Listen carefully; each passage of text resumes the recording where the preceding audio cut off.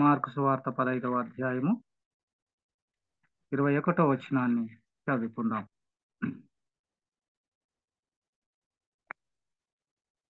కురేనీయుడైన సీమోనను ఒకడు పల్లెటూరు నుండి వచ్చి ఆ మార్గమున పోవుచుండగా ఆయన శిలువను మోయుటకు అతనిని బలవంతము చేసిరి. దేవుడు తన పరిశుద్ధ వాక్యాన్ని మన విడికిల్లో దేవుడు దీవించి ఆశీర్వదించును గాక. ప్రియమైన దేవుని బిడలారా, మరి దేవుని వాక్యములో కురేనీయుడైనటువంటి సీమోను గురించి మనం చూస్తుంటున్నాం. మరి ఈ సీమోను పల్లెటూరు నుండి వచ్చినటువంటి వ్యక్తిగా చూస్తున్నాం. అతడు మరి మార్గమున పోవుచుండగా ఆయన శిలువ మోయుటకు అతని బలవంతం చేసిరి అనే మాట వాక్యములు చూస్తున్నాం. బహుశా ఈ కురేనుడైనటువంటి సీమోను మరి యెరూషలేముకు ఏదో ఒక పని మీద వచ్చి ఉండవచ్చు. అదే సమయంలో ప్రభువైన యేసుక్రీస్తు వారు మరి లోక పాపముల నిమిత్తము శిలువ మోస్తూ మరి ఆ శిలువలో తన యొక్క ప్రాణం అర్పించి అనేకులను లోకమును విమోచించడానికి కొరకై ప్రభు అదే సమయంలో శిలువను మోస్తూ ఆయన యెరూషలేము వీధిలో వెళ్తుంటున్నప్పుడు ఈ యొక్క కురేనుడైనటువంటి సీమోను కూడా అదే మార్గంలో వెళ్తున్నప్పుడు మరి అతనిని శిలువ మోయడానికి ఆ రోమా సైనికులు అతనిని బలవంతము చేసినట్లుగా లేఖనములో మనం చూస్తుంటున్నాం. బహుశా ప్రభువైన యేసుక్రీస్తు వారు అలసిపోయి ఉండవచ్చు. ఆ శిలువ మోయలేక సొమ్మసిల్లిపోతున్న సమయం ఉండవచ్చు. కాబట్టి అక్కడ రోమా సైనికులు అక్కడ నడుచుకుంటూ వెళ్తున్నటువంటి ఈ కురైనటువంటి సీమోనును పట్టుకొచ్చి మరి బలవంతంగా అతన్ని మోపించినట్లుగా లేఖనములో మనం చూస్తుంటున్నాం. మత్తయి సువార్తలో ఇదే మాట రాయబడ్డది. సీమోను ఒకడు కనబడగా అనే మాట ఉంటుంది. ఇక్కడనేమో మార్గమున పోవుచుండగా అనే మాట ఉంటుంది. తర్వాత లూకాసు వార్తలో మనం చూసుకున్నట్లయితే మరి కురేనీయుడు సీమోను ఒకరిని పట్టుకొని వచ్చి శిలువ మోయుటకు అతని మీద దానిని పెట్టిరి అనే మాట ఉంటుంది. కాబట్టి ఏది ఏమైనా మరి ఈ కురేనీయుడైనటువంటి సీమోనుకు ప్రభు యొక్క శిలువను మోసేటటువంటి ఆధిక్యత భాగ్యము దొరికినట్టుగా మనము గ్రహిస్తూ ఉంటున్నాం. కాబట్టి యొక్క ఉదయకాలమందు మరి శిలువను గురించిన కొన్ని సత్యములు ఈ ఉదయకాలమందు జ్ఞాపకం చేయాలని నేను ఆశపడతా ఉంటున్నాను. శిలువను గురించిన కొన్ని ఆత్మీయ సత్యములను జ్ఞాపకం చేయాలని నేను ఆశపడతా ఉన్నాను. శిలువ మరి ఈ శిలువ అనేది రోమా సామ్రాజ్య పరిపాలన కాలము మరి ఈ శిలువ మరణం అనేది ప్రవేశపెట్టినట్లుగా మనము చరిత్రలో మనము చూస్తూ ఉంటున్నాం.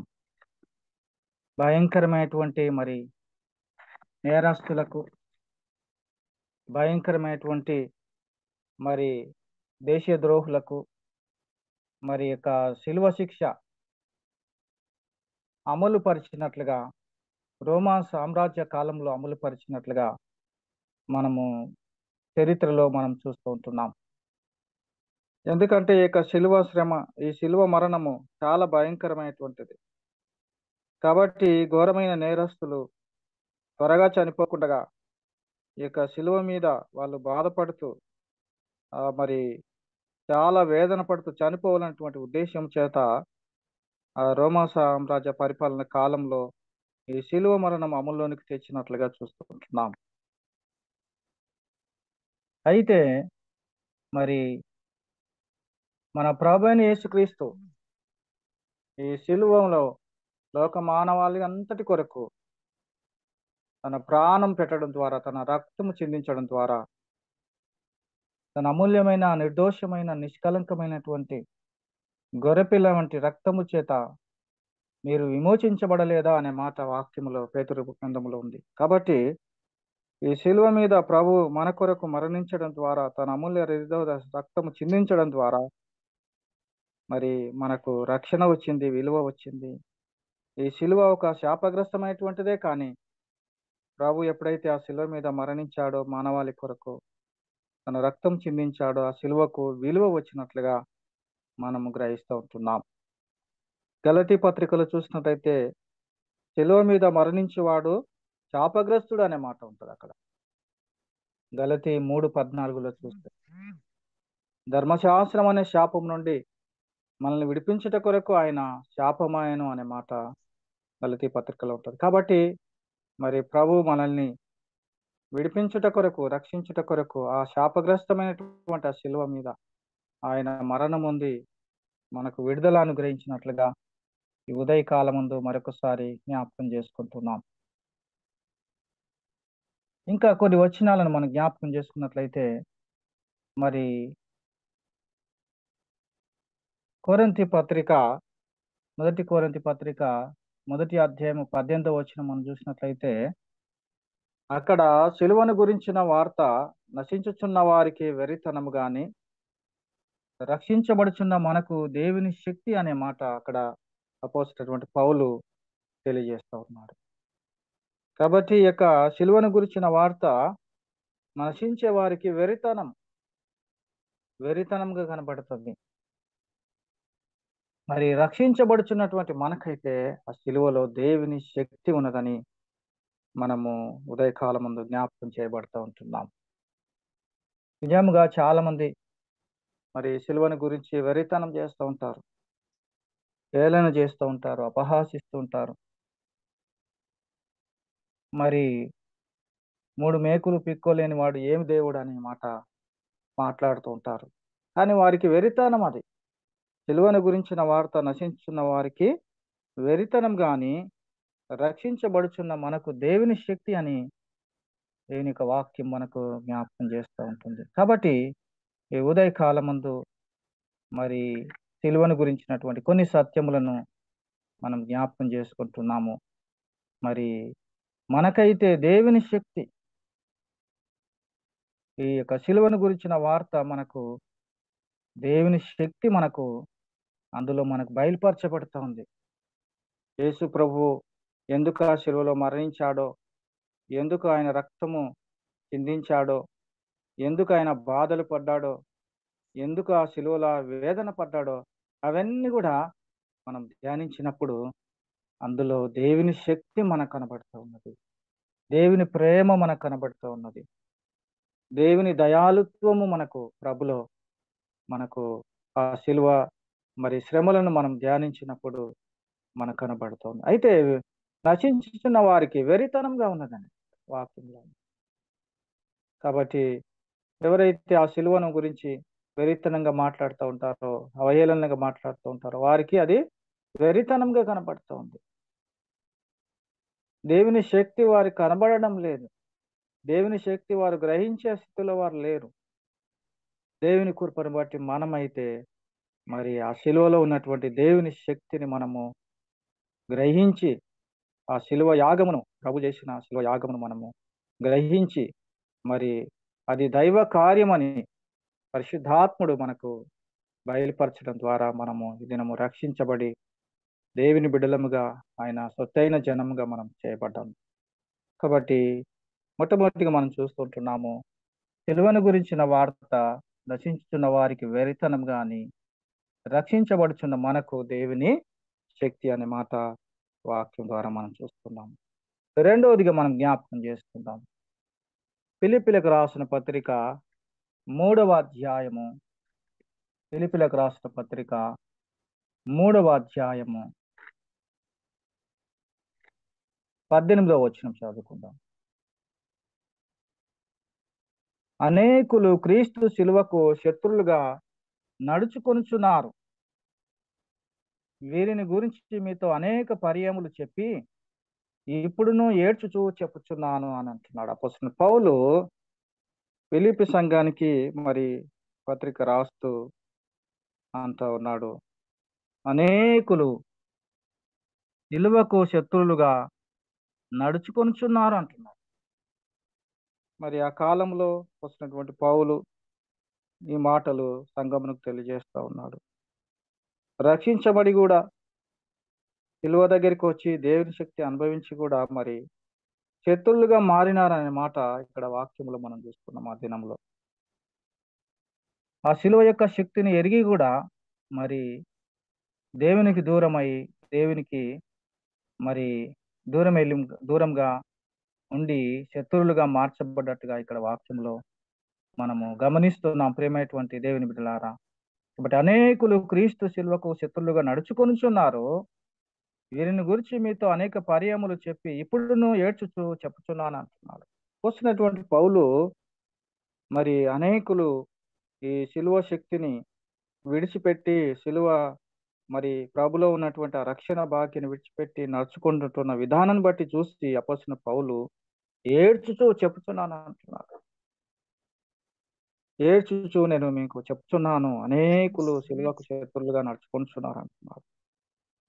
ఎలాగ నడుచుకుంటున్నారు అనే మాట మనం దేని వాక్యములో చూసినట్లయితే 19వ వచనంలో, నాశనమే వారి అంతము, వారి కడిపే వారి దేవుడు, వారు తాము సిగ్గుపడవలసిన సంగతుల యందు అతిశయపడుతున్నారు, భూ సంబంధమైన వాటి యందు మనసు ఉంచుతూ ఉంటున్నారు అనే మాట వాక్యంలో చూస్తున్నాం.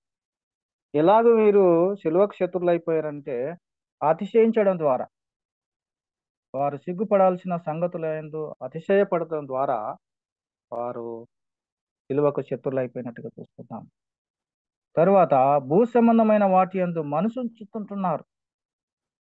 పరలోక సంబంధమైనటువంటి వాటి యందు కాకుండా భూ సంబంధమైనటువంటి వాటి యందు మనసు ఉంచడం ద్వారా, అతిశయించడం ద్వారా మరి వారి కడిపే వారి దేవుడు అన్నట్టుగా వాక్యంలో చూస్తున్నాం. కాబట్టి ఈ విషయాల యందు వారు మరి మనసుంచి వారి జీవితంలో నడుచుకోవడం ద్వారా అనేకులు కూడా సిలువకు శత్రులు అయిపోయినట్లుగా దైవ లేఖనంలో మనము గ్రహిస్తూ ఉంటున్నాం. ఈ ఉదయ కాలమందు మరి మొట్టమొదటిగా మనం చూస్తున్నాము, నశించిన వారికి సిలువ వార్త వెరితనం కనపడుతుంది, కానీ రక్షించుతున్న మనకు, రక్షణ పడుతున్న మనకు దేవుని శక్తి కనపడుతున్నది. రెండవదిగా మనం చూస్తూ ఉంటున్నాము, మరి అనేకులు సిలువ శత్రులు కావడానికి కారణం ఏంటంటే మరి వారి కడిపే వారి దేవుడు, తాము సిగ్గుపడవలసిన సంగతులందు వారు అతిశయపడుతూ ఉన్నారు కాబట్టి, అతిశయిస్తున్నారు కాబట్టి, వారు భూ సంబంధమైన వాటి యందు మనసుంచుతున్నారు కాబట్టి వారు సిలువ శత్రులు అయిపోయినట్లుగా అపోస్తలుడైన పౌలు తెలియజేస్తున్నాడు. ఆ కాలంలో కూడా అనేకులు సిలువ శత్రులుగా నడుచుకొనుచున్న విధానాన్ని బట్టి అపోస్తలుడైన పౌలు ఏడ్చుచు నేను మీకు చెబుతున్నాను అని అంటున్నాడు. కాబట్టి ఉదయకాలమందు మరి సిలువను గురించిన కొన్ని సత్యములను మనం జ్ఞాపకం చేసుకుంటున్నాం ప్రియులారా. మరొక వచనాన్ని మనం జ్ఞాపకం చేసుకుందాం. మత్తయి సువార్త 16వ అధ్యాయం 24వ వచనం మనం చదువుకుందాం. మత్తయి సువార్త 16వ అధ్యాయము 24వ వచనం చదువుకుందాం. అప్పుడు యేసు తన శిష్యులను చూచి, ఎవడైనను నన్ను వెంబడింపగోరిన యెడల తన్ను తాను ఉపేక్షించుకొని తన సిలువనెత్తుకొని నన్ను వెంబడింపవలెను అని ప్రభు చెప్పినాడు.